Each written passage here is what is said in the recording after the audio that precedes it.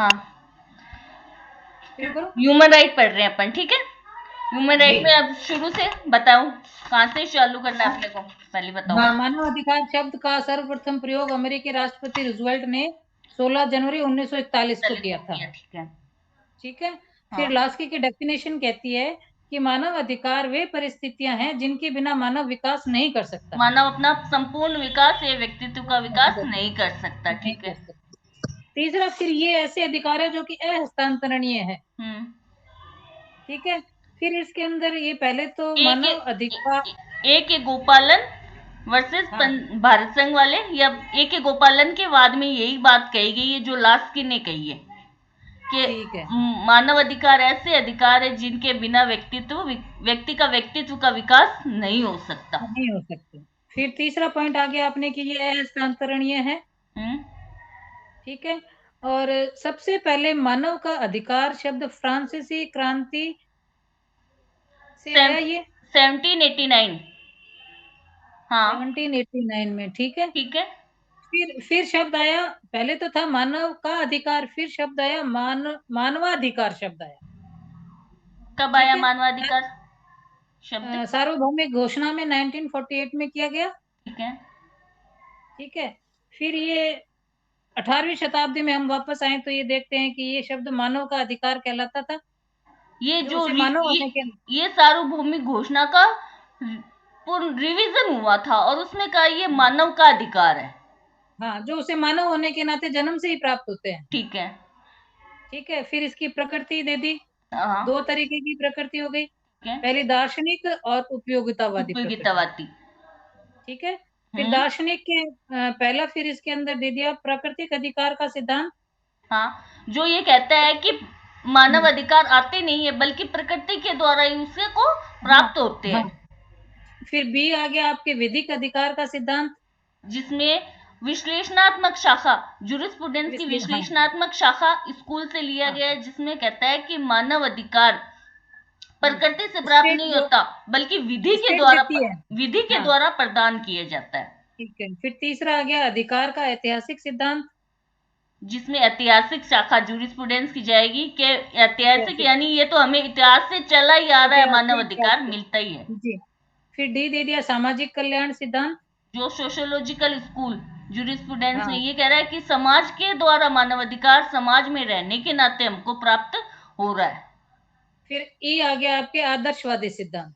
आदर्शवादी ये क्या, काल्पनिक या आदर्शवादी सिद्धांत ये कह रहे हैं कि ना तो ये बनता है ना इसको बनाया जाता है, ये तो आदर्श के रूप में विद्यमान आता है, यानी काल्पनिक हाँ। होता है। और उपयोगितावादी सिद्धांत है मानव के लिए उपयोगी है। हाँ, ये मानव के लिए उपयोगी है, इसलिए इसको उपयोगितावादी सिद्धांत, इसको दो भागों में बांट दिया है, ठीक है। हाँ, पहला ठीक है। दार्शनिक, फिर दूसरा हाँ, उपयोगितावादी। हाँ। फिर आ गया इसका क्लासिफिकेशन, वर्गीकरण। ठीक है मैडम। तीन पीढ़ियों में होते हैं, किसने किया था? तीन, लुइस बी सोहन ने। लुइस बी सोहन ने किया था। ये तीन ठीक। पीढ़ी में मानव अधिकार होते हैं। तो फर्स्ट तीन पीढ़ियों, पहला हो गया सिविल राजनीतिक अधिकार। की प्रसंविदा, प्रथम। हाँ, सिविल। प्रथम हाँ, हाँ, सिविल और राजनीतिक अधिकारों की जो प्रसंविदा में जो अधिकार दिए हाँ। है ना मानव अधिकार, वो प्रथम पीढ़ी जी। के मानव अधिकार कहलाते हैं, जो ठीक है। कि ये एफआर जैसे हमारे कॉन्स्टिट्यूशन में भाग 3 में दिए गए हैं। भाग 3 में दिए गए हैं, ठीक है। सेकंड दूसरा आ पीढ़ी। गया आपके आर्थिक सामाजिक व सांस्कृतिक अधिकार की प्रसंविदा। हाँ, ये द्वितीय पीढ़ी के अधिकार हो गए जो हमारे भाग 4 में डीपी के रूप में हाँ, उपलब्ध है। संविधान के भाग 4 में नीति निर्देशक के रूप में विद्यमान है, ठीक है। हाँ। फिर तीसरा आ गया सामूहिक अधिकार, तीसरी पीढ़ी के अधिकार। तीसरी पीढ़ी की तेज का। इसके अंदर ये कहा था कि मनुष्य चूंकि समूह के रूप में रहता है तो उसे कलेक्टिवली जो अधिकार दिए जाते हैं वो हाँ, सामूहिक अधिकार कहलाएंगे। सामूहिक अधिकार अब कहलाते हैं। अब इसके अंदर तीन आपने और बता दिए हमें। आत्मनिर्णय का अधिकार। ठीक है। फिर विकास का अधिकार। दूसरा विकास का अधिकार। और सी शांति का अधिकार। तीसरा शांति का अधिकार। और विकास के अधिकार की विस्तृत व्याख्या की गई है और की जा रही है। ये अभी तक तीन जो अधिकार हैं तीसरी हम्म। पीढ़ी के, ये अभी तक के अपने निर्माण काल में ही है, यानी ये लगातार अभी तक वृद्धि हो ही रही है इनकी। हाँ, क्योंकि इसको ह्यूमन राइट से मानव के विकास से जोड़ दिया तो वो हाँ, एफआर के अंदर के आ गए और उससे वो बढ़ते ही जा रहे हैं। हर हाँ, हर मतलब केस में कुछ नया फैक्ट आ जाता है हाँ और इसका विकास हो ही रहा है इन अधिकारों का। ठीक है। ठीक है मैडम। हाँ, तो आज रिवीजन कर रहे हैं अपन, एक जी। बार वापस रिवाइज कर रहे हैं, है ना? ठीक है, आगे। अब इसकी उत्पत्ति का दिया हुआ है कि कांग्रेस को संबोधित करते हुए 16 जनवरी 1941 को रूजवेल्ट ने घोषणा की थी 4 प्रकार की स्वतंत्रताओं के बारे में। हाँ, वाक की स्वतंत्रता, धर्म की स्वतंत्रता, गरीबी से मुक्ति और भय से स्वतंत्रता। स्वतंत्रता ठीक है। घोष अब स्व इसकी शुरुआत कहाँ से होती नहीं, है? स्वतंत्रता की घोषणाएं थी 4, कौन कौन सी हाँ, थी? दोबारा बोलूं ये? हाँ नहीं, ये नहीं, जो 4 स्वतंत्रता आई थी ना, हाँ हाँ। हाँ वो बताओ। वाक की स्वतंत्रता, धर्म की ये स्वतंत्रता, तो यही है क्या मैडम? ये तो रूजवेल्ट ने कहा था। हाँ जी, ये तो ये रूजवेल्ट ने कहा ये था। रूजवेल्ट ने कहा, इसके पहले 4 स्वतंत्रता के घोषणा पत्र आए थे ना, मैग्ना लिखा है क्या कार्टा। मैडम इसमें? हाँ, हाँ 12 वो लिखा है, हाँ बोल रही। Habeas corpus. ठीक है। नहीं मैडम, हाँ, पिटिशन ऑफ राइट नहीं क्या पहले? सबसे बिल पहले ऑफ मैग्ना राइट्स। कार्टा है 1215 में। हाँ जी। सेकंड है पिटिशन ऑफ राइट हाँ, पिटिशन ऑफ 1628 राइट्स। में, 1628 में। 1628 में। और थर्ड है हैबियस कार्पस एक्ट 1679। हाँ जी। और फोर्थ है bill of right bill of right. 1689। 16 1689 की। हाँ 1689, ठीक है। ये 4 हाँ। स्वतंत्रताओं के घोषणा पत्र हैं। ठीक है अब मानवाधिकार की उत्पत्ति कहाँ से हुई? मैडम, बेबीलोनिया के, हाँ है ना, इसी में दिया हुआ था हाँ आपने कि बेबीलोनिया की विधियों से है। हाँ और सेकंड आपने दिया आकड़ के सारेगोन से, हम्मुराबी संहिता से। हाँ, हम्बुराबी संहिता, यानी इसकी जड़ें कहाँ पर है, कि मानवाधिकार कहाँ से उत्पन्न, कहाँ हुई, इनकी जड़ें कहाँ पे, इन 3 चीजों में, बेबीलोनिया की विधियों में, संहिताओं में, आकड़ के सारेगोन, और थर्ड आता है हम्बुराबी संहिता में इनका ये उद्भव हुआ था। ठीक है, फिर आता है, मैं जी। फास्टली बोल रही हूँ एक बारी, ठीक है। हाँ जी। हाँ 1215 में इंग्लैंड में जैन नदी के किनारे पे रॉजर जॉन ने इनको मानवाधिकार की घोषणा पे सिग्नेचर हुए थे इसके। इसको मैग्ना कार्टा कहा, क्यों कहा? क्योंकि वो वहां पे आतंक फैला हुआ था उसका, तो लोगों ने उसका विरोध किया, और विरोध करके क्या, अपने अधिकारों की घोषणाओं पे सिग्नेचर करवा लिए। ठीक है। इसके बाद में फ्रांस की क्रांति हुई 1679 में, 89 में। ठीक है, फ्रांस की जनता ने भी क्या, अपने अधिकारों पे घोषणा पत्र पे साइन करवाए, फ्रांस में क्रांति हुई। उसके बाद अमेरिका में क्रांति हुई। अमेरिका की क्रांति होने के बाद में क्या, जगह जगह छोटी मोटी क्रांतियां होती गई, और लोग अपने मानवाधिकारों के प्रति सचेत हो गए, और मानवाधिकार उनको मिल गए। ठीक है। इसके बाद में अपन ने पढ़ा था, अगला पॉइंट क्या पढ़ा था? यूएनओ। यूएनओ। यूएनओ में मानव अधिकार तो दे दिए, लेकिन उसको क्रियान्वयन मशीनरी नहीं दी। तो इसकी मशीनरी कौन बनी थी? मानव अधिकार कमीशन बना था। मानव परिषद अधिकार बन गए। कमीशन बना। अभी 8 बजे। कमीशन कब बना था? कमीशन कब बना था? 1946। 46 को। ठीक है। फिर वो कमीशन कब चेंज हुआ? 2006 में, हाँ 15 मार्च 2006 को वो कमीशन क्या, परिषद में चेंज हो गया। परिषद बन गया।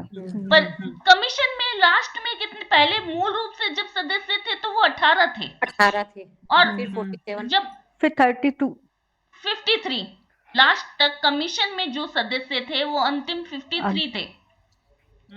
ठीक है। 2006 में जब परिषद बना, तो परिषद में अभी वर्तमान में 47 सदस्य। 47 सदस्य। ये 47 सदस्यों का कार्यकाल कितना होता है? 3 वर्ष का होता है।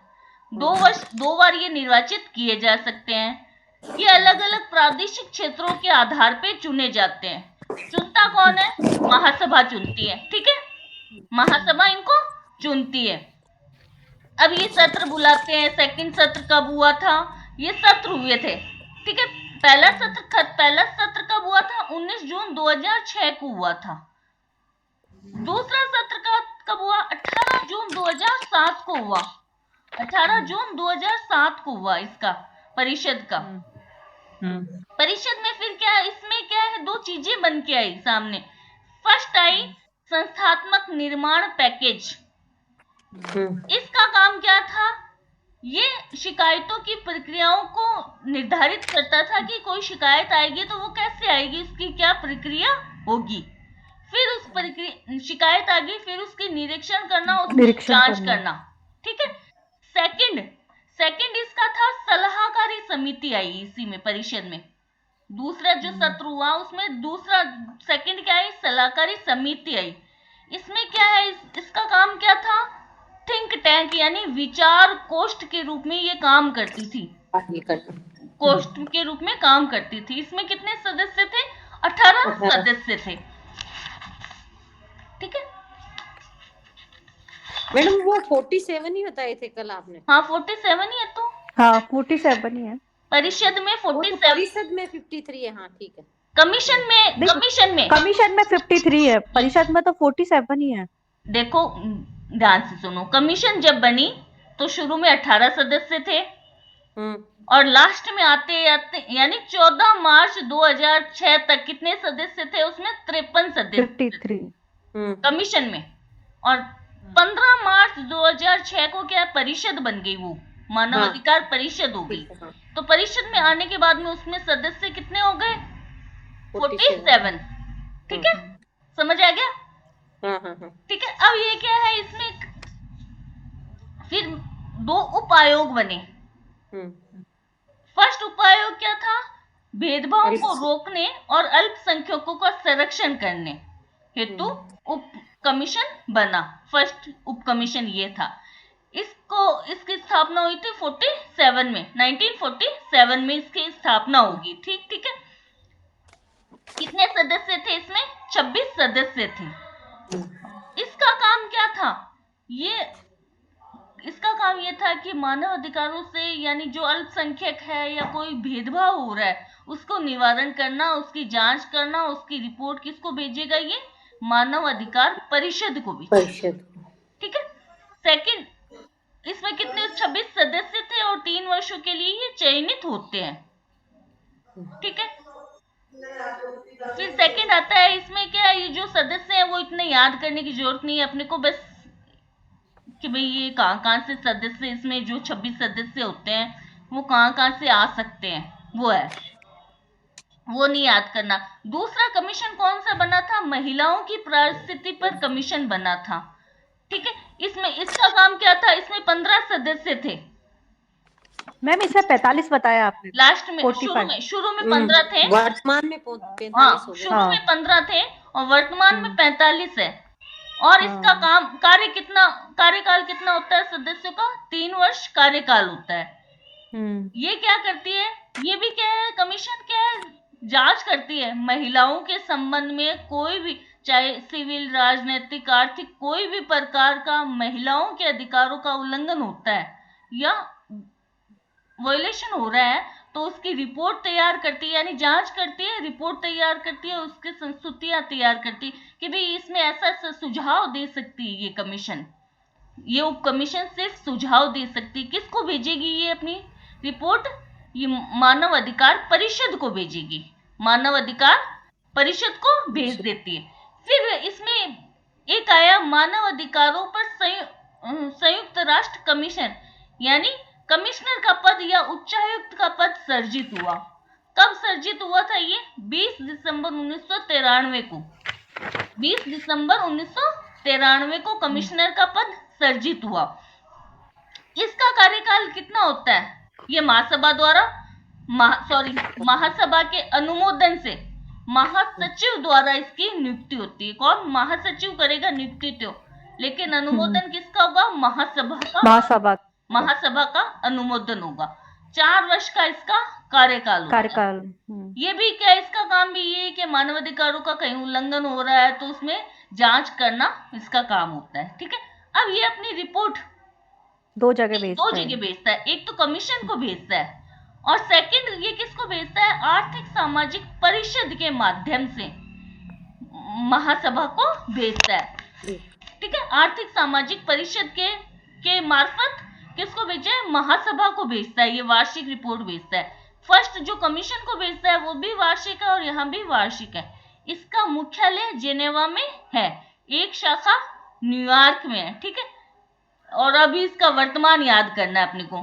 फिर इसमें एक अपन ने हॉटलाइन पढ़ी थी, मानव अधिकारों की हॉटलाइन, ठीक है। ये कब स्थापना हुई थी इसकी? 1994 में इसकी स्थापना हुई। 1993 में कमिश्नर आया और 1994 में हॉटलाइन आई। ये जो 24 घंटे खुला रहने वाली संस्था है, जहां पर कोई भी व्यक्ति अपने मानवाधिकारों के, अगर उसके मानवाधिकारों का उल्लंघन हो रहा है तो वहां वो शिकायत कर सकता है। हॉटलाइन का उपचार किस किस को प्राप्त है? व्यक्ति यानी जो पीड़ित है, पीड़ित पक्षकार को, उसके रिलेटिव को, और एनजीओ यानी गैर स्वैच्छिक संस्थाएं, गैर स्वैच्छिक संगठन जो होते हैं, एनजीओ को ये उपलब्ध होता है। फिर पढ़ा था अपन ने कि मानव अधिकारों का अंतरराष्ट्रीय बिल, ठीक है। मानव अधिकारों का अंतरराष्ट्रीय बिल कब बना? 23 मार्च 1976। ये याद रखना है कि कब बना। 23 मार्च 1976 को अंतरराष्ट्रीय बिल बना। अंतरराष्ट्रीय बिल में 4 चीजें शामिल होती है। फर्स्ट, सार्वभौमिक घोषणा, मानव अधिकारों पर सार्वभौमिक घोषणा। 10 तारीख है इसकी 10 दिसंबर 1948। 10 दिसंबर 1948। सेकेंड, इसमें क्या शामिल है? सिविल और राजनीतिक अधिकारों की प्रसंविधा 1966, ठीक है। ये लागू कब हुई थी? ये लागू हुई थी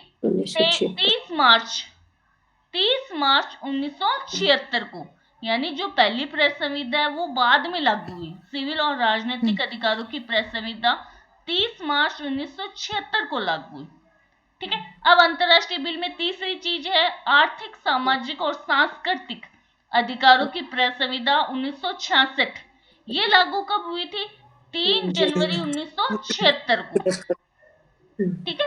फिर इसमें एक ऐच्छिक प्रोटोकॉल भी शामिल है। ऐच्छिक प्रोटोकॉल यानी जो क्रियान्वयन मशीनरी बताता है कि अगर किसी व्यक्तिगत संसूचना वाली प्रणाली है, या अगर किसी व्यक्ति के मानवाधिकार वायलेशन हो रहे हैं, उल्लंघन हो रहे हैं, तो वो भी यहाँ पर शिकायत कर सकता है कि उसके मानवाधिकारों का उल्लंघन हो रहा है। ये अंतरराष्ट्रीय बिल था। आज अपन देखते हैं अब मानवाधिकारों की सार्वभौमिक घोषणा, ठीक है। सार्वभौमिक घोषणा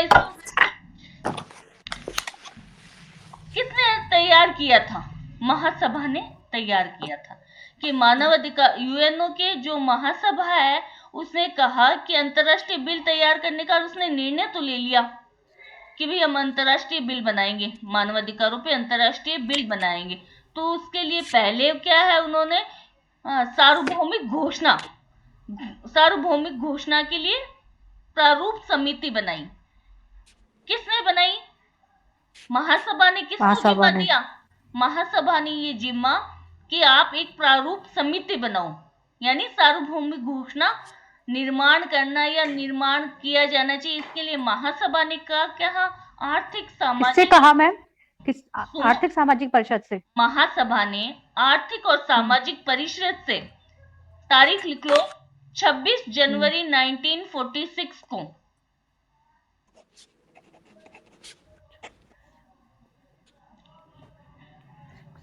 महासभा ने आर्थिक सामाजिक परिषद को कहा।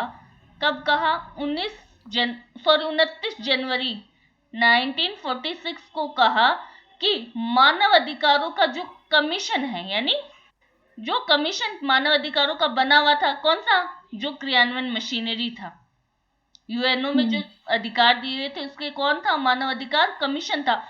उस कमीशन से अध्ययन कराओ कि कितने मानव अधिकार प्रदान किए जा रहे हैं वास्तव में, या कौन कौन से मानव अधिकार है अभी, ठीक है। तो महासभा ने आर्थिक सामाजिक परिषद को 29 जनवरी 1946 से कहा कि आप कमीशन से, मानव अधिकार कमीशन से क्या है, अध्ययन करावें मानव अधिकारों के बारे में, ठीक है। अध्ययन करवाया। मानव अधिकार कमीशन ने क्या किया?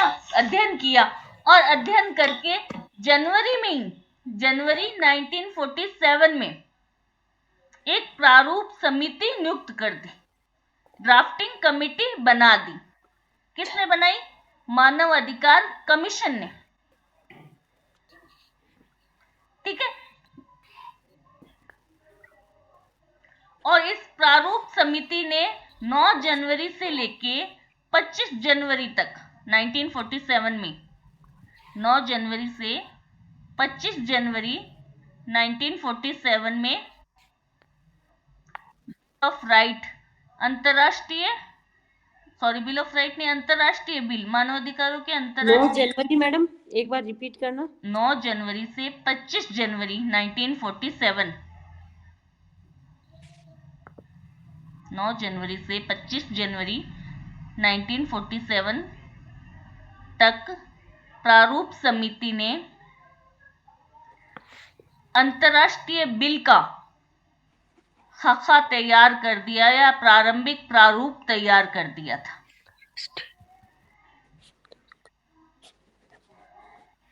यानी फर्स्ट जो सत्र हुआ उन्होंने उसमें क्या है, एक प्रारूप तैयार कर दिया। सेकंड सत्र हुआ 2 दिसंबर से 17 दिसंबर, प्रारूप समिति का ही 2 दिसंबर से 17 दिसंबर 1947। इसमें क्या है कि मानव अधिकारों पे जो प्रारूप तैयार किया गया था उसमें क्या है, विचार विमर्श किया गया। सेकंड सत्र हुआ था 2 दिसंबर से 17 दिसंबर, उसमें क्या है, विचार विमर्श किया गया। ये तो पहला सत्र है ना मैम, पहला सत्र 2 दिसंबर से 17 दिसंबर। नहीं, पहला सत्र तो 9 जनवरी से 25 जनवरी था। हाँ अच्छा, ओके। पहला सत्र वो था जब के प्रारूप तैयार कर दिया गया था, अंतरराष्ट्रीय बिल का प्रारूप तैयार कर दिया फर्स्ट सत्र में। सेकंड सत्र है 2 दिसंबर से 17 दिसंबर, जिसमें क्या है, प्रारूप पर विचार विमर्श किया गया। ठीक है, और विचार करके 3 दस्तावेजों को इसमें शामिल करने की, कि अंतरराष्ट्रीय बिल में 3 दस्तावेज शामिल होंगे। कौन से? फर्स्ट, मानवाधिकारों की सार्वभौमिक घोषणा। सेकंड, दोनों प्रसंविधाएं।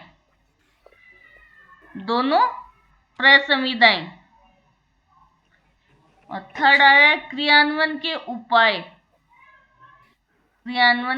उपाय, यानी जो ऐच्छिक प्रोटोकॉल है वो क्रियान्वयन के उपाय है।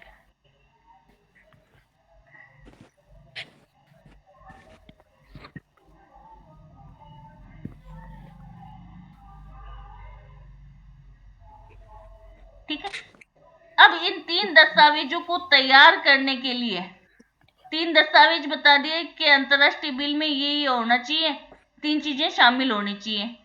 ठीक है, सार्वभौमिक घोषणा, दोनों प्रसंविधाएं और क्रियान्वयन के मशीनरी, उपाय या मशीनरी। ठीक है, तो अब इस तीनों चीजों को बनाने के लिए, तीनों चीजों का निर्माण कर ले या इनकी स्थापना करने के लिए कमीशन ने क्या है, 3 कार्यकारी दल नियुक्त कर दिए।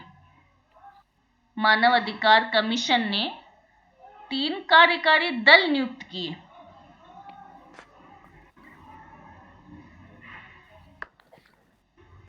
ठीक है, वापस बोलना एक बार में। मानव अधिकार कमीशन ने इन तीनों दस्तावेजों यानी सार्वभौमिक घोषणा, दोनों प्रसंविधाएं और क्या है, क्रियान्वयन के मशीनरी या उपाय, तीनों दस्तावेजों को तैयार करने के लिए 3 कार्यकारी दल यानी 3 टीम बना दी, 3 कार्यकारी दल तैयार कर दी, टीम बना दी, 3 टीम तैयार कर दी कि आपको ये काम करना है। इन दलों ने यानी इन तीनों टीमों ने क्या है, अपनी रिपोर्ट जो संयुक्त राष्ट्र संघ के जो मेंबर्स थे, संयुक्त राष्ट्र संघ के जो भी मेंबर्स, सदस्य देश जो मेंबर थे, उनको टिक्का टिप्पणी के लिए अपनी रिपोर्ट भेज दी। किसको भेजी मैडम? यूएनओ के सदस्यों, यूएनओ के मेंबर्स को।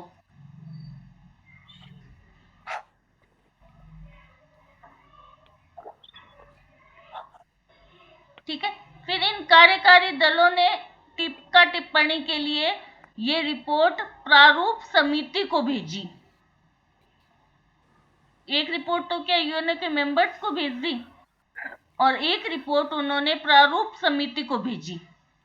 कब भेजी? नहीं, कब नहीं, मतलब भेज दी उन्होंने। फिर प्रारूप समिति ने इस पर क्या विचार विमर्श किया कि जो कार्यकारी दलों ने या जो 3 टीम बनाई दस्तावेज तैयार करने के लिए, इन्होंने रिपोर्ट किसको भेजी? प्रारूप समिति को भेज दी कि भाई ऐसे ऐसे दस्तावेज तैयार होने चाहिए, ये चीजें शामिल होनी चाहिए, ये नहीं शामिल नहीं होनी चाहिए। किसको भेजी? ड्राफ्टिंग कमेटी को भेज दी। अब ड्राफ्टिंग कमेटी ने तारीख लिखो 3 मैडम क्या बोला? कौन सी कमेटी से? प्रारूप कमेटी, ड्राफ्टिंग कमेटी बनाई थी ना कमीशन ने, ड्राफ्टिंग कमेटी, प्रारूप समिति बनाई थी, है ना। तो जो 3 कार्यकारी टीम तैयार हुई थी या जो दल तैयार हुए, इन्होंने अपनी रिपोर्ट प्रारूप समिति को भेज दी कि भाई ये चीजें शामिल होनी चाहिए इसमें। अब प्रारूप समिति ने इस पर विचार विमर्श किया। हाँ, कब से कब तक किया? 3 से 21 मई 1948। लोगों पेन अच्छा देना बेटा। 3-5 तारीख लिख लो। 3-5-1948 से लेके 21-5-1948 तक क्या है, इन्होंने विचार विमर्श किया। ठीक है।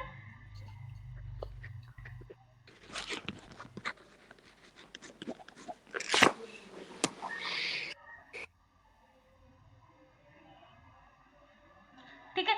अब कमीशन ने क्या, प्रारूप समिति ने क्या उस पर विचार विमर्श कर ली और घोषणा कर दी कि हाँ ये खाका सही है, या ये ड्राफ्ट तैयार करके दे दिया। विचार विमर्श किया और ड्राफ्ट तैयार करके दे दिया। समय की कमी के रहने के कारण उन्होंने क्या है, इसमें क्रियान्वयन मशीनरी स्थापित नहीं की। सार्वभौमिक घोषणा के लिए जो क्या है, उन्होंने कह दिया हाँ ये मानवाधिकार इसमें शामिल होने चाहिए, ये मानवाधिकार बता दिए, लेकिन इसमें क्या है, उसका क्रियान्वयन कैसे किया जाएगा या उसको एग्जीक्यूशन कैसे किया जाएगा, उस पर विचार नहीं किया।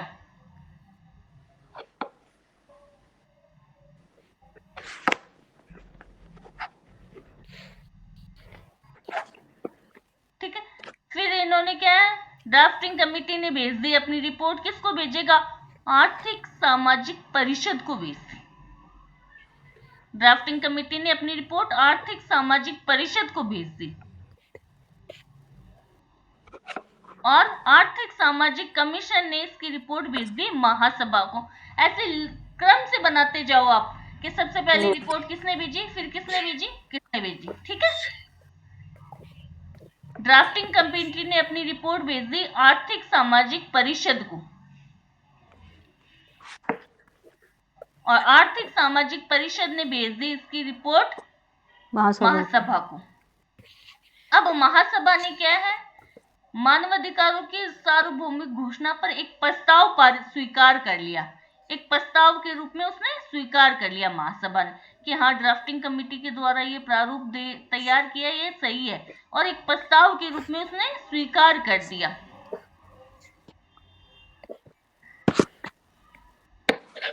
ठीक है।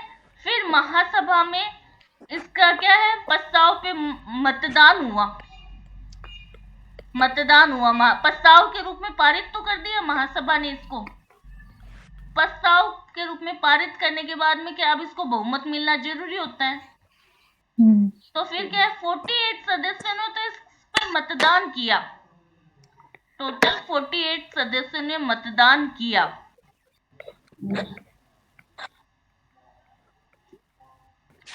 किसी ने भी विरोध नहीं किया था इस प्रस्ताव का। कोई भी सदस्य देश ऐसा नहीं था जिसने इस प्रस्ताव पर विरोध किया था।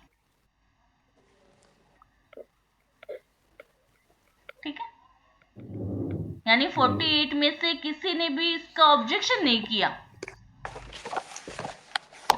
परंतु 8 सदस्य उस टाइम क्या है, एब्सेंट रह गए, अनुपस्थित रह गए मतदान वाले टाइम पे।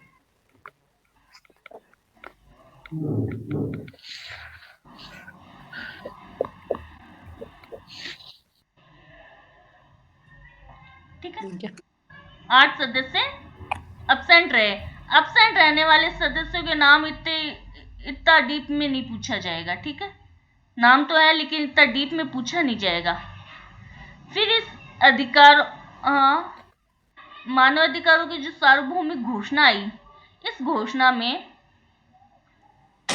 घोषणा को क्या कहा, एक ऐसी खान या खादान कहा, खान कह दिया या खादान कह दिया, जिसमें इन अधिकारों को संरक्षण करने वाले अन्य अभिसमय और संविधानों ने इन अधिकारों को निकाला है। किसने कहा ये बात? खादान का। हाँ, किसने कहा? लाटरपैट ने, प्रोफेसर लाटरपैट। एच लाटरपैट। वो जूरिस्प्रूडेंस इसको वापस बोलना। हाँ, सामंड आता है क्या? क्या? हाँ, वो सामंड है, वो सामंड है जो वो न्यायिक पूर्व निर्णय में है। हाँ, ठीक है, न्यायिक पूर्व निर्णय में सामंड है और एक जगह ब्लैक स्टोन है, वो यहाँ नहीं है। ठीक है, इसमें किसने कहा है कि मानो जो सार्वभौमिक घोषणा है वो क्या है, एक खान है जिसमें से अभिसमय या जो अन्य देशों के संविधान है वो अपने मानव अधिकार इसी में से प्राप्त करते हैं। यानी एक खान है, जो भी सारे मूल मानवाधिकार है, ह्यूमन राइट है, वो यहाँ से ही सब अपने ह्यूमन राइट्स को अपने संविधानों में या जो भी अभिसमय बनते हैं उनमें वो यहाँ से ही प्राप्त करते हैं। किसने कहा है ये लिख लो, प्रोफेसर एच लाटरपैट, प्रोफेसर एच लाटरपैट ने कौन सी बुक में कहा है ये लिखो, international law and human rights. जैसे अब अपन कपूर की किताब पढ़ रहे हैं तो वैसे ही क्या है, लाटरपैट की किताब है और उसमें international law and human right किताब का नाम तो कपूर वाला याद कर लेना। ठीक है, लेकिन कहने वाला कौन है, लाटरपैट है।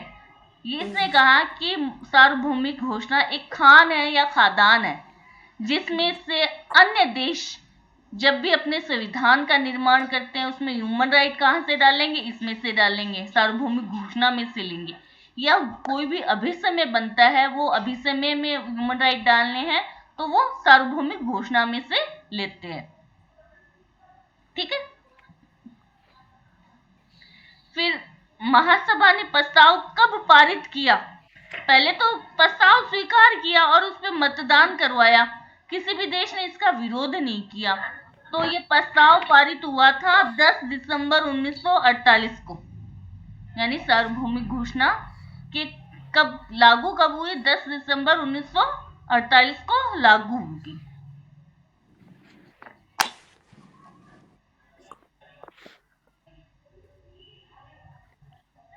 ठीक है, अब इसकी जो 50वीं और 60वीं जो वर्षगांठ थी सार्वभौमिक घोषणा की, जो 50 वर्ष और 60 वर्ष जब पूरे हुए तो पूरे विश्व में सेलिब्रेट किए गए थे, मनाए गए थे।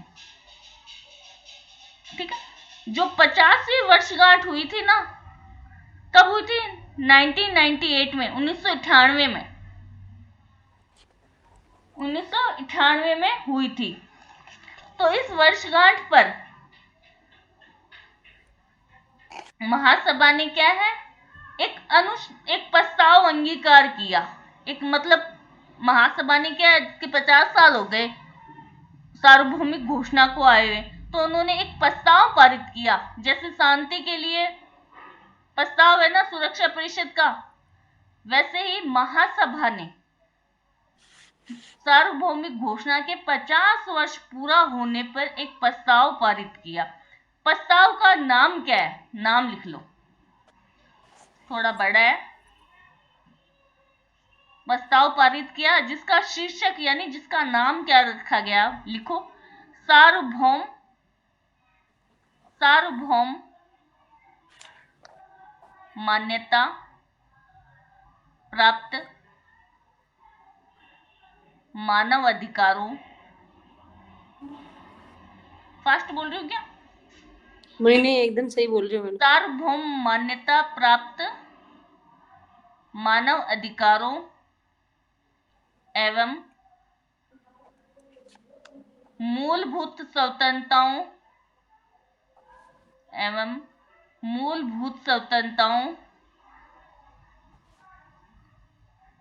की अभिवृद्धि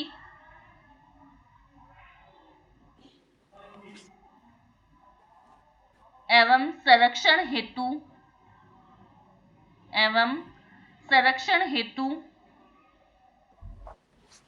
व्यक्तियों,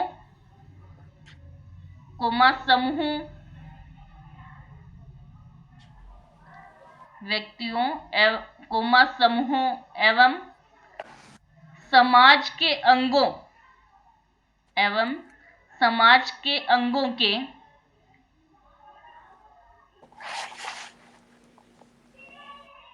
अधिकार एवं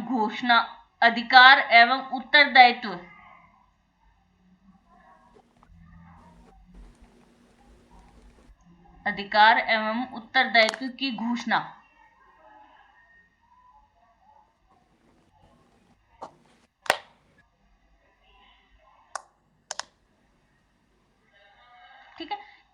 ठीक है, ये शीर्षक था प्रस्ताव का कि इतना बड़ा इसका नाम दिया गया था। अब इस प्रस्ताव में कुछ एक क्या है 12 एक आर्टिकल जो यूएन सार्वभौमिक घोषणा की आर्टिकल है उनको इस प्रस्ताव में लाया गया था। वो मैं आपको बाद में पहले सार्वभौमिक घोषणा बताऊंगी, उसके बाद में बताऊंगी कि कौन कौन से आर्टिकल इस प्रस्ताव में शामिल किए गए थे। ठीक है, बाद में वो लिखवा दूंगी मैं। चलो अब आप पढ़ते हैं अपन सार्वभौमिक घोषणा।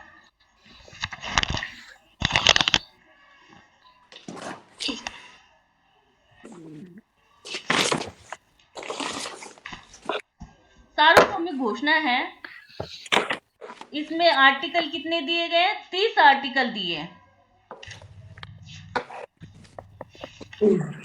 ठीक है, 30 आर्टिकल दिए हैं।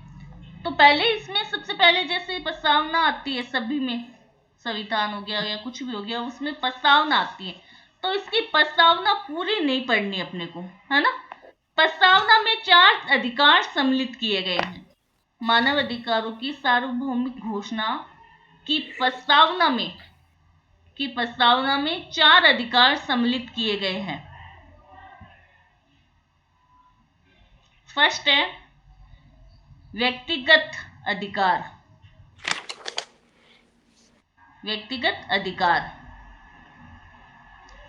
सेकंड आ रहा है व्यक्ति के बाह्य विश्व समुदाय। मैम आवाज नहीं आ रही मैडम। क्यों? हाँ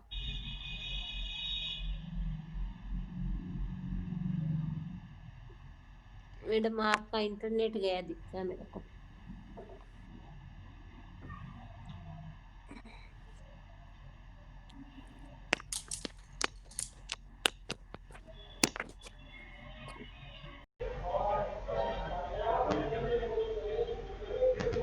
अब आ रही है आवाज सही?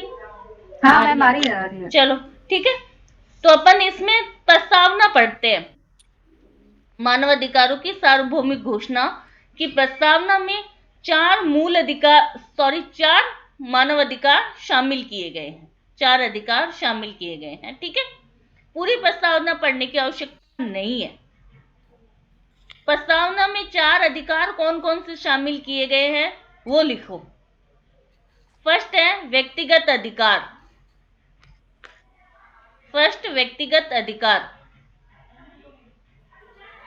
दूसरा है व्यक्ति के बाह्य विश्व समुदाय से संबंध के अधिकार, यानी वो बाहर के अपने देश के अलावा जो भी बाहर के जो देश है उनके बारे में कैसे संबंध स्थापित कर सकता है। तो व्यक्ति के बाह्य विश्व समुदाय से संबंध के बारे में अधिकार, से संबंध के बारे में अधिकार। थर्ड आ रहा है राजनीतिक अधिकार, राजनीतिक अधिकार। चौथा आ रहा है आर्थिक, सामाजिक और सांस्कृतिक अधिकार, आर्थिक, सामाजिक और सांस्कृतिक अधिकार।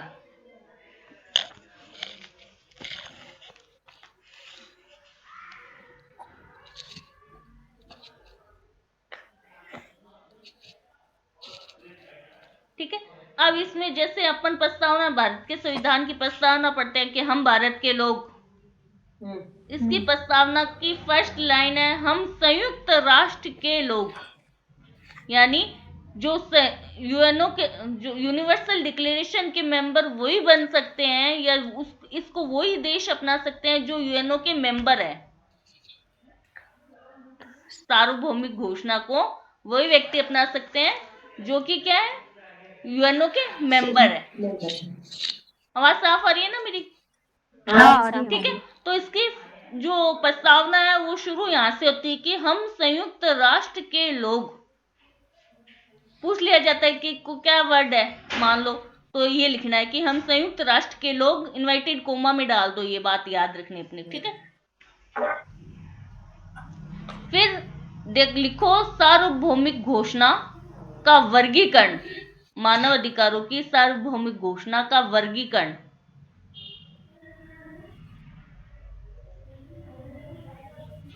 पहला पार्ट है सामान्य खंड, पहला पार्ट है सामान्य खंड। ब्रैकेट में लिखने की जरूरत नहीं है, ये अपनी किताब में पढ़ा भी है मैटर। ठीक है। सामान्य खंड में आर्टिकल 1 और 2 आते हैं, आर्टिकल 1 और 2 शामिल है।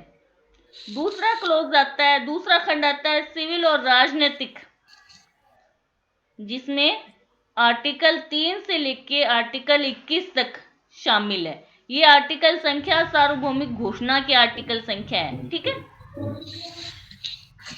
थर्ड आ रहा है आर्थिक सामाजिक परिषद, आर्थिक सामाजिक और सांस्कृतिक अधिकार, आर्थिक सामाजिक और सांस्कृतिक अधिकार। ये कहां से है? 22 से लेके 27 तक, आर्टिकल 22 से लेके 27 तक। जो सिविल और राजनीतिक अधिकार थे वो होते हैं फंडामेंटल राइट। ठीक है। और आर्थिक, सामाजिक और सांस्कृतिक जो अधिकार हैं 22 से नीति निर्देशक तक, हाँ 22 से लेके 27 तक, ये नीति निर्देशक तत्व है। और फोर्थ पार्ट आता है अंतिम खंड, अंतिम खंड जिसमें 28 से लेके 30 तक आर्टिकल है। ठीक है। 4 भागों में बंट गए, पहला फर्स्ट और सेकंड, फिर 3 से लेके 21 तक, फिर 22 से लेके 27 तक, फिर 28, 29 और 30, 3 ये लास्ट है। ठीक है। तो अब फर्स्ट में क्या है, पहला आर्टिकल 1 क्या कहता है, याद करने के तरीके से इसको याद करना है, रटना है। ठीक है। कैसे रटोगे? अब इस फर्स्ट ये कह रहा है कि सभी व्यक्तियों को गौरव और अधिकारों की दृष्टि से जन्मजात स्वतंत्रता और समानता प्राप्त है, कि कोई भी व्यक्ति स्वतंत्र, सभी व्यक्ति क्या है, स्वतंत्र पैदा हुए हैं, सबको गरिमा और अधिकार समान रूप से प्राप्त है, भेदभाव नहीं किया जाना चाहिए, लिंग के आधार पे, धर्म के आधार पे, जाति के आधार पे या किसी भी आधार पे भेदभाव नहीं किया जाना चाहिए। तो आर्टिकल फर्स्ट में स्वतंत्र पैदा हुए हैं, सभी मानव स्वतंत्र पैदा हुए हैं, जनजात स्वतंत्र होते हैं। ठीक है। एक वर्ड याद करना, आर्टिकल 1 में स्वतंत्र और भेदभाव नहीं होना चाहिए, चाहे किसी भी आधार पे। भेदभाव वाला आर्टिकल 2 है। ठीक है। फर्स्ट में याद करना है स्वतंत्र, सेकंड में याद करना है शब्द भेदभाव नहीं होना चाहिए। ठीक है। अब आता है आर्टिकल 3 जो सिविल और राजनीतिक अधिकार है। ठीक है। 3 से लेके 21 तक, ये याद कर लो। पहले तो 30 है टोटल, उसको 4 टुकड़ों में बांटो, 1 2 अलग है, फिर 3 से 21, फिर 22 से 27, 28 से 30। तो अब आर्टिकल 3 क्या है? 3 है तो 3 ही शब्द है इसमें। जीवन, व्यक्ति के जीवन, स्वतंत्रता और सुरक्षा का अधिकार। 3 अधिकार है, जीवन, स्वतंत्रता और सुरक्षा। आर्टिकल 3 है, 3 याद अधिकार नाम याद करने, ठीक है। फिर 4 में क्या है? दास नहीं बनाना, दास नहीं बनाना, और दास का व्यापार को निषिद्ध करता है। तो 4 में दास याद करना है, दास नहीं बनाना किसी को। आर्टिकल 5, दास नहीं बनाना तो यंत्रणा भी नहीं देनी, अमानवीय व्यवहार भी, यानी किसी को आप दास नहीं बना सकते तो अमानवीय व्यवहार भी नहीं कर सकते, ठीक है। ना अपमानित कर सकते, ना उसके साथ कोई भी बुरा व्यवहार नहीं कर सकते, ठीक है। और ना ही कोई दंड दे सकते, ऐसा यंत्रणा करने वाला या ऐसा कोई दंड नहीं दे सकते आप। दंड देगा तो लॉ देगा, कानून देगा, आप किसी को भी दंड नहीं दे सकते, यंत्रणा नहीं दे सकते। फर्स्ट 3 में क्या था? 3 शब्द थे, व्यक्ति, जीवन, स्वतंत्रता और जीवन, स्वतंत्रता और सुरक्षा। 4 में दास नहीं बनाना, 5 में अमानवीय व्यवहार, यंत्रणा नहीं देता, ठीक है। फिर यंत्रणा नहीं देनी तो 6 में क्या है? व्यक्ति के रूप में मान्यता, तो 2 से, ठीक है। दास नहीं बनाना, ना अमानवीय व्यवहार करना, तो उसे व्यक्ति के रूप में मान्यता दे दो। 6 में, आर्टिकल 6 में व्यक्ति के रूप में मान्यता दे दो, ठीक है। तो फिर आता है 7 अनुच्छेद, आगे 7 में लाइन से चल रही हूँ, ठीक है। अनुच्छेद 7, व्यक्ति के रूप में मान्यता दे दी तो अब विधि के समक्ष समानता और संरक्षण भी दो। आर्टिकल 14 का यहाँ पे आधा हो जाएगा 7। व्यक्ति के रूप में मान्यता दी 6 में, 7 में क्या है? अब विधि के समक्ष भी मान्यता, समान संरक्षण और समानता का देनी चाहिए, ठीक है। अब विधि के समक्ष समता और समानता कैसे देंगे? 8 में आर्टिकल 8 कह रहा है कि उसको विधि के समक्ष कैसे दिलाएंगे? न्यायालयों में तो दिलाएंगे, राष्ट्रीय न्यायाधिकरणों के सामने प्रभावशाली उपाय करने चाहिए कि विधि के समक्ष क्षमता दिलानी है, उसको समान संरक्षण दिलाना है। कहां से दिलाएंगे? विधि के समक्ष राष्ट्रीय न्यायाधिकरणों के उपाय, ठीक है। प्रभावकारी उपाय का अधिकार, यानी वो न्यायालय में जाएगा और अपने उपाय कर सकता है, ठीक है। अब न्यायालय में चला गया तो क्या है? 9 में कि मनमानी गिरफ्तारी, निष्कासन और निरोध नहीं किया जाना चाहिए। एक तो मनमानी गिरफ्तारी नहीं किया जाना चाहिए, एक निष्कासन नहीं किया जाना चाहिए देश से, और निरोध भी नहीं किया जाना चाहिए। 20 आ गया, 22 आ गया, और निष्कासन अपने यहाँ पर खत्म हो गया है, कोई लॉ में नहीं है। देश से निष्कासन है क्या? कहीं कोई है क्या प्रोविजन? नहीं है। ये फंडामेंटल राइट है, इसलिए कोई भी किसी भी व्यक्ति को देश से निष्कासित करने की कोई भी सजा, काला पानी की जो सजा होती थी पहले, वो लोपित कर दी गई है, ठीक है। एकांत परिरोध काला पानी वाली नहीं है, ठीक है, ये याद रखना है अपने को। तो 6 में व्यक्ति के रूप में मान्यता दो, 7 में विधि के समक्ष समता और समान संरक्षण, 8 राष्ट्रीय न्यायाधिकरणों के उपाय होने चाहिए, 9 में क्या है? गिरफ्तार नहीं होना चाहिए, निरोध नहीं, और देश से निष्कासन नहीं किया जाना चाहिए। अब 10 कह रहा है कि उसको गिरफ्तारी नहीं करना, निरोध नहीं करना, तो उसको सुनवाई का अवसर तो दो। 10 कह रहा है निष्पक्ष न्याय और सुनवाई का अवसर, यानी ये कह रहा है कि गिरफ्तार नहीं कर सकते, निरोध नहीं कर सकते, 9 में तो कह दिया। 10 में कह रहा है कि उसको सुनवाई का अवसर देना चाहिए, लोक सुनवाई का अवसर देना चाहिए। एक एक वर्ड याद करने अपने को कहानी की तरह, ठीक है। जैसे मैप याद करते हैं राजस्थान का, वैसे ही इसको याद करना है। फिर आता है 11 में 2 अधिकार दिए, आर्टिकल 11 का फर्स्ट क्लोज, कि लोग सुनवाई का, जब तक उसको सुनवाई का अवसर नहीं देंगे तब तक वो निर्दोष ही माना जाएगा। यानी सुनवाई का अवसर दिया कहां पर? 10 में। 11 में कहता है कि नहीं सुनवाई का अवसर दोगे तब तक वो निर्दोष माना जाए। 11(2) आर्टिकल 11 का सब क्लोज 2 कह रहा है एक्स भूतलक्षी विधियों से स्वतंत्रता। सुनवाई का अवसर दो, सुनवाई का अवसर नहीं देते हो तो निर्दोष है। और भूतलक्षी विधियों का से संरक्षण, यानी आर्टिकल 20 का सब क्लोज 1 भारतीय संविधान वाला यहाँ पे कहा आ रहा है 11 का सब क्लोज 2। 11(2) याद रखना है अपने को। वहां 20(1) है, यहाँ 11(2) याद रखना है। ठीक है, यहाँ तक टुकड़ा कर दो एक बार इसको, एक कहानी बनानी है यहाँ तक की। अब आगे आर्टिकल 12, आर्टिकल 12 का उल्टा कर दो यहाँ पर 21। एकांता, परिवार बनाना, कोई भी काम करना है आपको, कोई भी हस्तक्षेप नहीं कर सकता जब तक कि विधि द्वारा उसको संरक्षण दिया। अगर विधि कहती है हस्तक्षेप किया जा सकता है तो हस्तक्षेप किया जाएगा, है ना।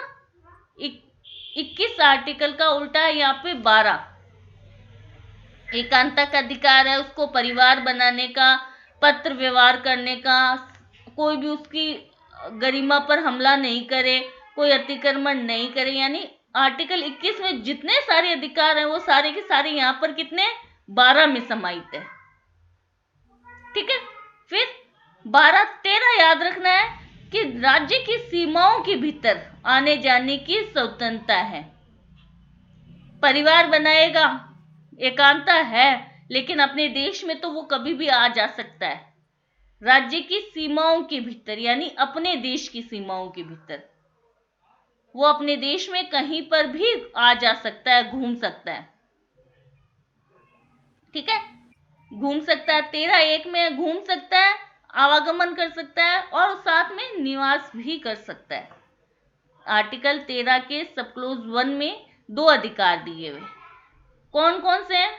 अनुच्छेद 19 के 19 है क्या? 19 में 19 में हो गया ना, एक में 19(1) 19(1) का डी चौथा, चौथा और पांचवा। चौथा। ठीक है, कि वो घूम भी सकता है अपने राज्य के भीतर, सीमाओं के भीतर, और वहां पर निवास भी करता है। ठीक है, फिर आता है आर्टिकल 13(2) कि वो अपने देश की कभी भी छोड़ के जा सकता है और देश में वापस आ सकता है। तो 13(1) तो ये कह रहा है कि वो राज्य के भीतर भीतर घूम सकता है और निवास भी कहीं भी जाके रह सकता है। राजस्थान में रह ले, दिल्ली में रह ले, कहीं भी रह सकता है। 13(2) कह रहा है वो अपने देश को छोड़ के कभी भी जा सकता है और देश से छोड़ा हुआ है तो वापस कभी भी आ सकता है। यानी भारत से बाहर भी आ सकता है, जा सकता है। ये स्वतंत्रता 13(2) में। 13(1) में 2 स्वतंत्रताएं थी, आवागमन, देश की सीमाओं के भीतर आवागमन, और निवास की। और 13(2) में वो देश की सीमाओं को कभी भी छोड़ के जा सकता है और कभी भी वापस भी आ सकता है। अब देश में आ जा सकता है तो 14 आर्टिकल बहुत इंपॉर्टेंट है, आश्रय का अधिकार देता है। क्या वो अपने देश से छोड़ के चला गया तो उसको आश्रय का अधिकार भी, वो दूसरे देश में आश्रय प्राप्त कर सकता है। 14 में सिर्फ आश्रय का अधिकार याद रखना है अपने को। ठीक है, आश्रय का अधिकार, आश्रय ले लिया तो उसकी राष्ट्रीयता खत्म नहीं होती है। पहला, वो देश में कहीं भी आएगा, जाएगा, घूमेगा, रहेगा। 13(1).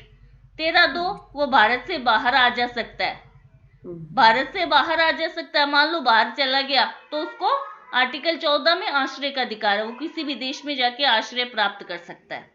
ठीक है, 15 में आश्रय प्राप्त कर लिया तो उसकी राष्ट्रीयता खत्म नहीं होती है, राष्ट्रीयता का अधिकार है उसको। ठीक है, 15 में 1 में। फिर 15(2) की अब राष्ट्रीयता है तो कोई ऐसे थोड़ा कहेगा कि आपने तो वहां आश्रय प्राप्त कर लिया, आपकी राष्ट्रीयता खत्म हो गई या हम आपको बेदखल करते हैं। प्रत्यर्पण की संधि से मान लो, जैसे अभी कौन विजय माल्या था, कौन था ये?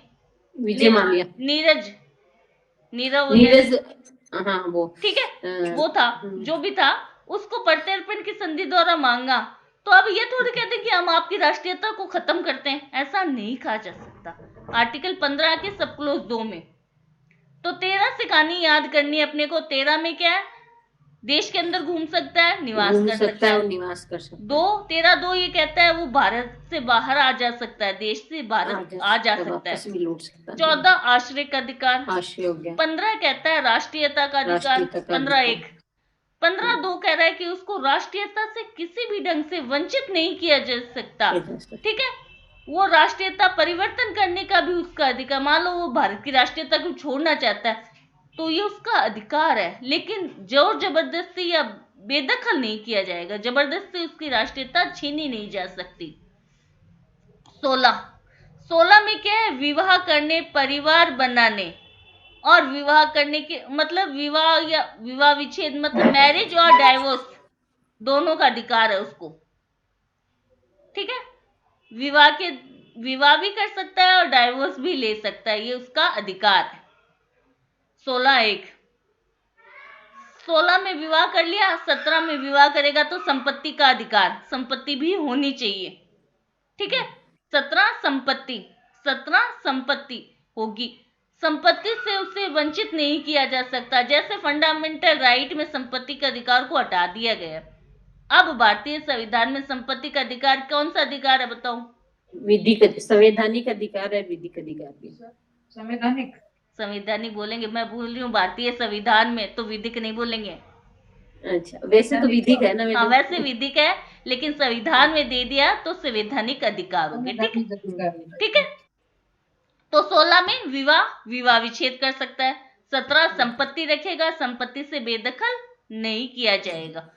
18 विचार, वहां पे क्या है, 19 और 25 का मिला हुआ रूप है यहाँ पर 18।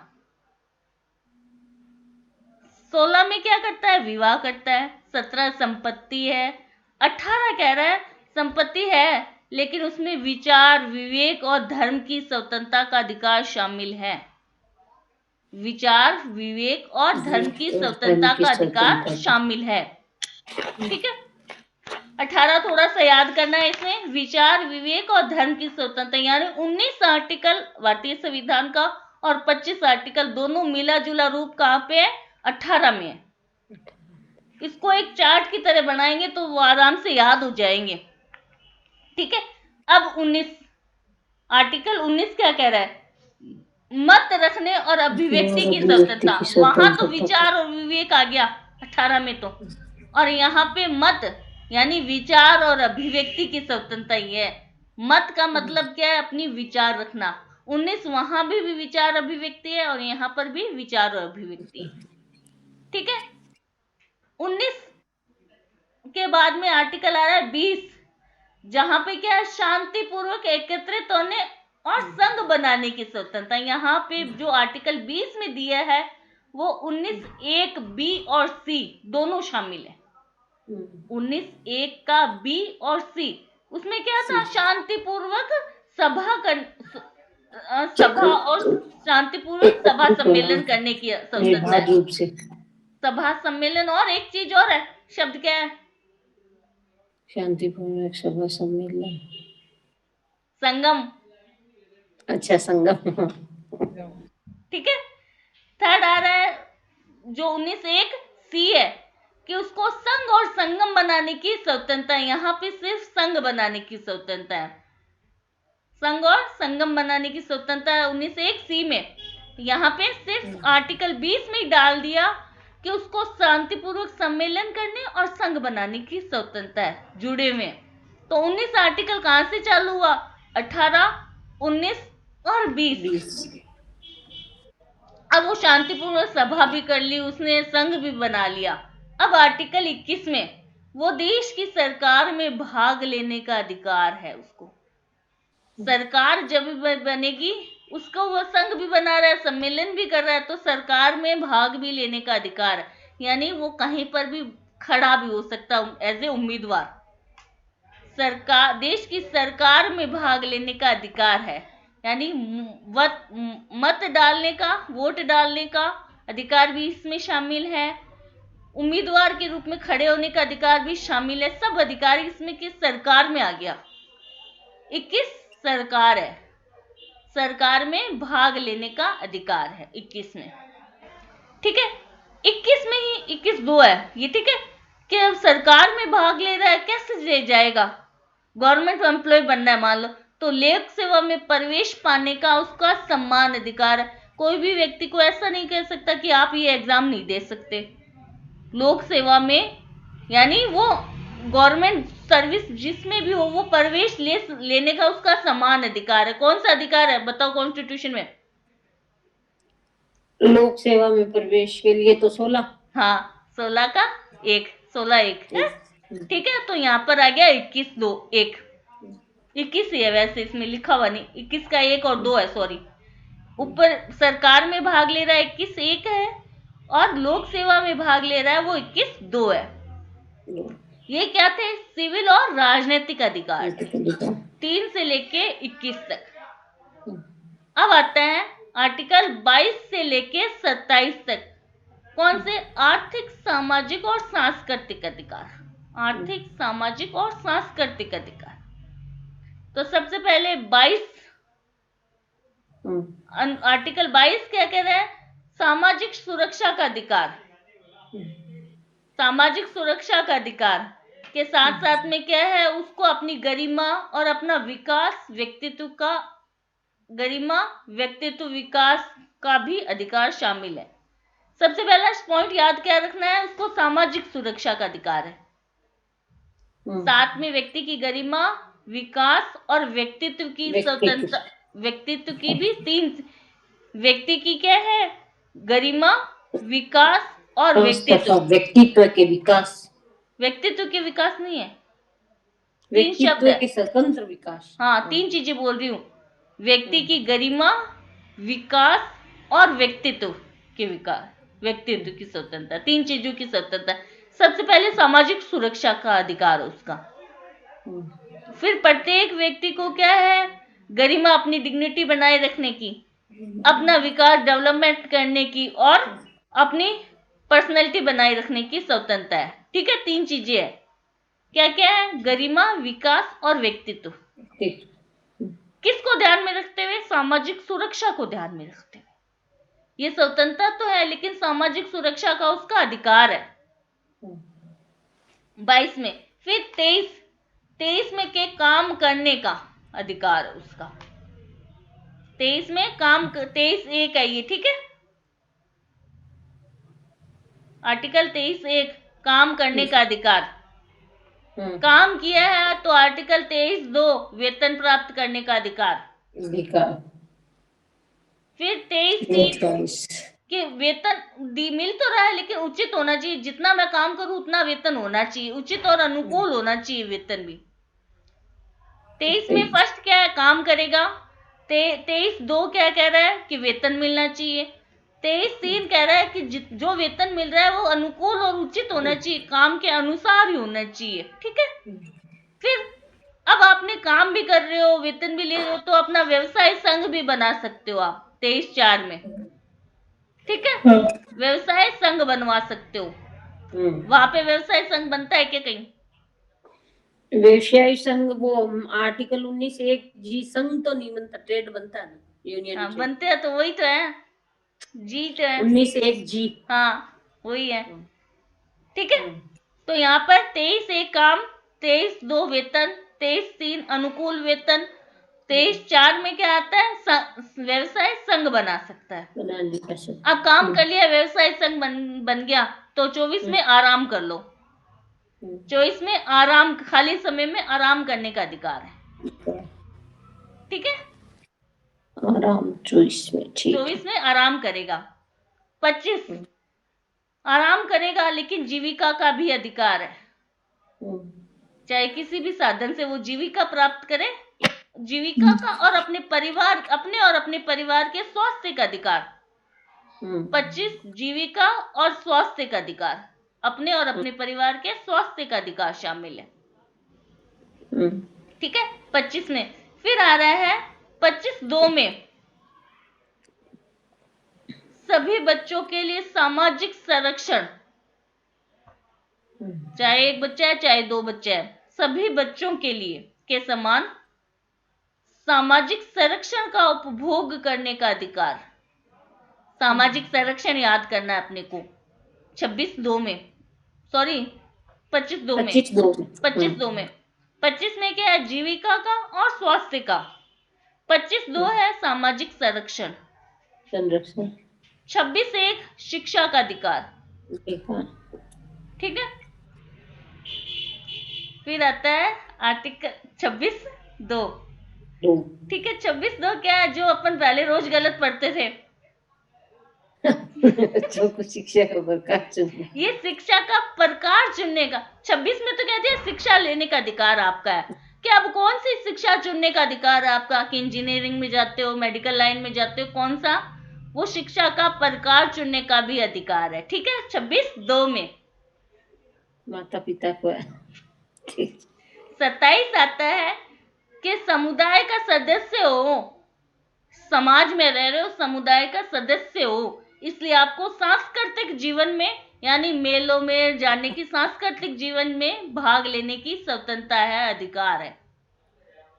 ठीक है, अब सांस्कृतिक जीवन में भाग ले लिया तो 27(2) क्या कह रहा है कि वैज्ञानिक साहित्यिक कार्यों में भी क्या है, भाग लेने का अधिकार है आपको। वैज्ञानिक और साहित्यिक 2 शब्द याद रखने अपने को, वैज्ञानिक और साहित्यिक काम में भाग लेने का अधिकार है।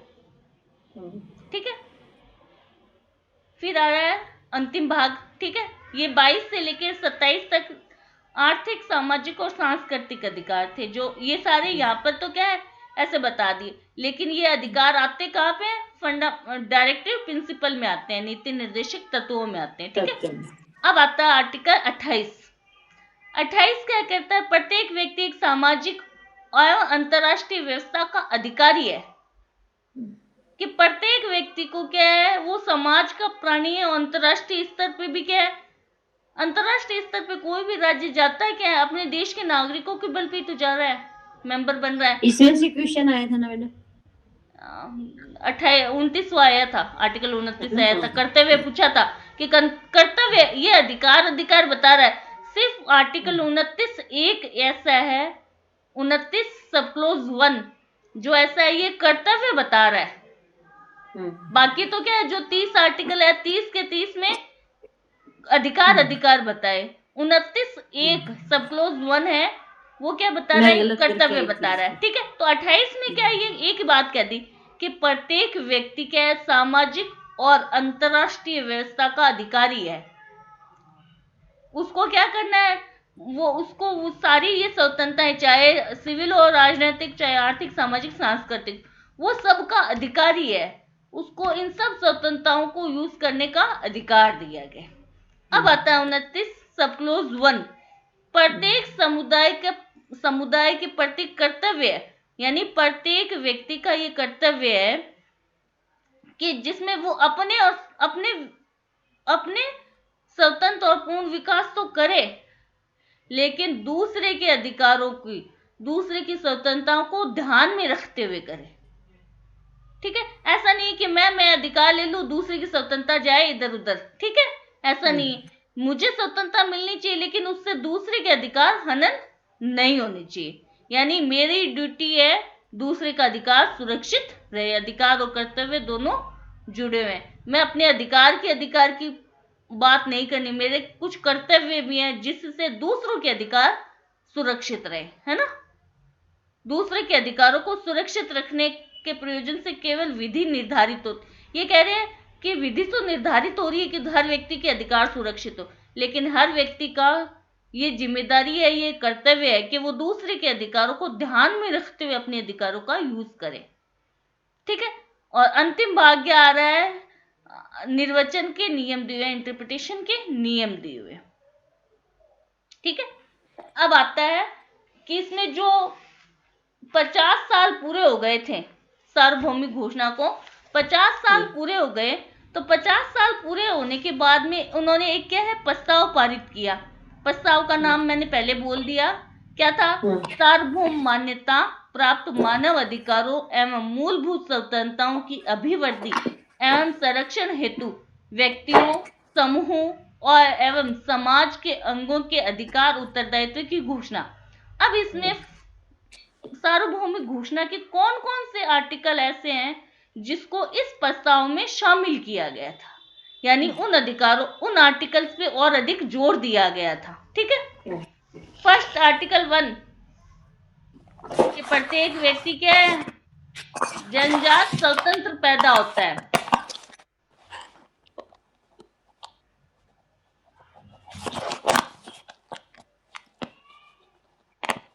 कुछ बाहर के आर्टिकल भी डाले गए हैं इसमें। ठीक है, इसमें इतना पूछेगा नहीं, वैसे ये इसमें लिख लो कौन कौन से आर्टिकल है इसमें। आर्टिकल 2 कि मानव अधिकारों का संरक्षण किया जाएगा बिना भेदभाव के। ठीक है। आर्टिकल 2 सब क्लोज 2 प्रत्येक राज्य मानव अधिकारों को संरक्षण करने के लिए विधायी, प्रशासनिक और अन्य कदम उठाएगा। विधायी, प्रशासनिक और अन्य कदम उठाएगा।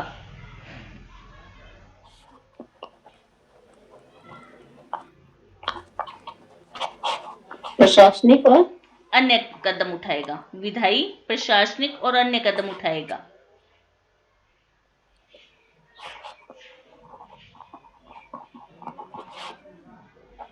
थर्ड आ रहा है इसमें कि प्रत्येक व्यक्ति को सम्मेलन करने, एनजीओ में शामिल होने, मतलब जो भी क्रियान्वयन मशीनरी जो भी है उनके लिए वो शामिल हो सकता है, शामिल होने का अधिकार है। समूह में, संघों में, सम्मेलन में, एनजीओ में, सब में शामिल होने का अधिकार है व्यक्ति को। ठीक है,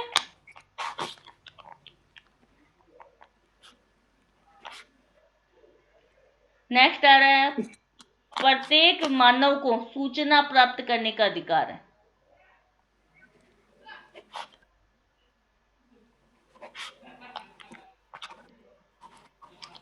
सूचना प्राप्त करने का 6 में है ये। ठीक है, दूसरा ये प्रस्ताव का आर्टिकल 6 है। फिर नेक्स्ट है समूह सम्मेलन वाला मैडम,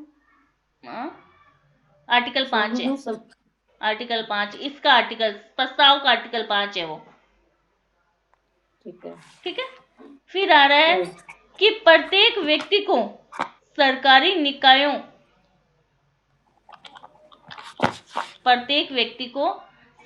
निकायों, गवर्नमेंट संस्थान जो भी है, एजेंसी जो भी है, उनकी समालोचना यानी उनकी आलोचना कर सकता है, उसमें प्रस्ताव प्रस्तुत कर सकता है कि ये काम सही तरीके से नहीं हो रहा, इसमें ये काम किया जाना चाहिए।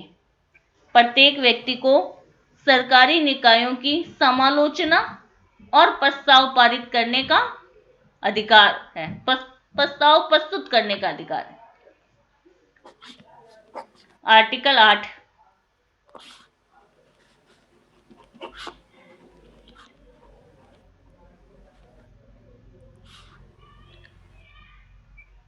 फिर है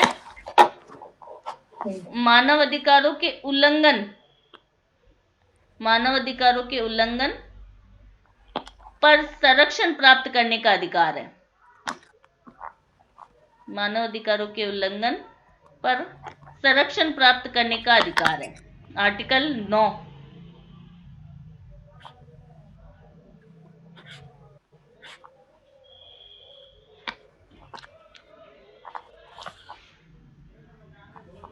फिर आ रहा है आर्टिकल 15 कि प्रत्येक राज्य का उत्तरदायित्व है। 9 तो मनमानी वाला नहीं था क्या?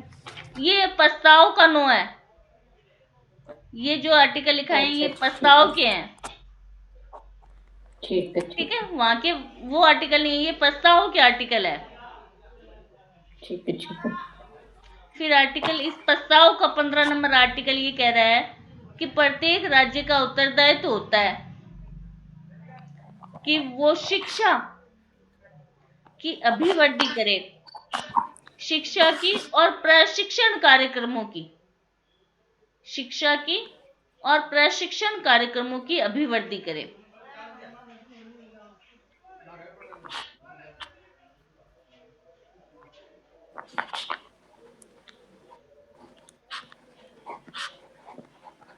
फिर नेक्स्ट है इसमें अनुच्छेद 10 आर्टिकल 10 इसी का प्रस्ताव का ये कह रहा है कि मानव कोई भी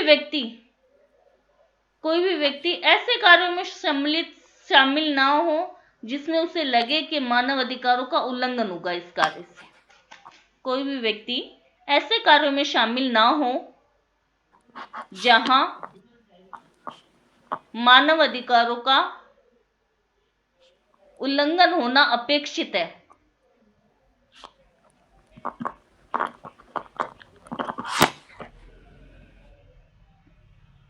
नेक्स्ट लिखो आर्टिकल 12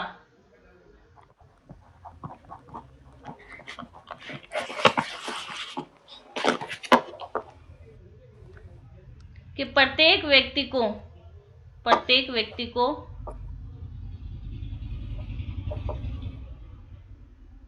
उल्लंघन के विरुद्ध यानी मानव अधिकारों का उल्लंघन हो रहा है उसके विरुद्ध मानव अधिकारों के उल्लंघन के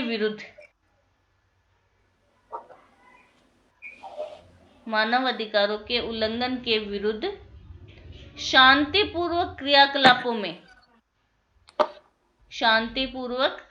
क्रियाकलापों में भाग लेने का अधिकार। यानी मानव अधिकारों का उल्लंघन हो गया, अब उसको संरक्षित करने या उसको शांतिपूर्वक कैसे निपटाया जा सकता है उसमें प्रत्येक व्यक्ति भाग लेने का अधिकार होता है। ठीक है, लिख लिया या जल्दी बोली हूं?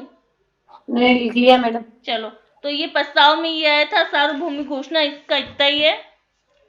सार्वभौमिक घोषणा तो दे दिया, अब इसमें क्या है, क्रियान्वयन मशीनरी नहीं बताई, अधिकार बता दिए, ये अधिकार है, ये अधिकार है, इसमें क्रियान्वयन मशीनरी नहीं बताई। ठीक, कि भाई इसको कहां से इसका अगर किसी के मानवाधिकार उल्लंघन हो गए तो वो इसको लागू कैसे करवाएगा, ये नहीं बताया। तो इसको बताया नहीं, इसलिए फिर क्या आया मैडम 9 बजे मैडम की क्लास है। प्रसंविधा यही बस तो खत्म होते हैं। आज क्वेश्चन है तो पूछ लो कोई। अभी तो मैडम पढ़ेंगे तो आएगा क्वेश्चन। चलो ठीक है, ओके।